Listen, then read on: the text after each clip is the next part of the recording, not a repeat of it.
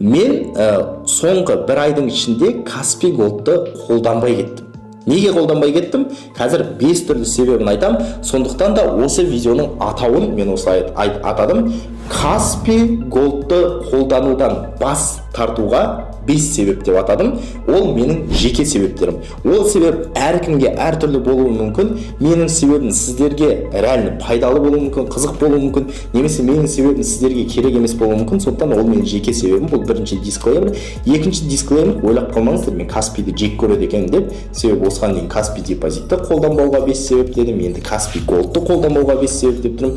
Бірақ мен Каспийді әлі күнге дейін жақсы көремін. Оған мысал ретінде, дәлел ретінде Каспийдің ғаламат тарихы деген осы YouTube-тағы видеомды көрсеңіздер болады. Қаншалықты махаббатым бар екенін көресіздер. Және екінші дүние, қазір Каспийдің акциясы құлап жатыр. Сол акциясы құлап жатқанына қарамастан мен қосымша ол акцияны алып жатырмын. Себебі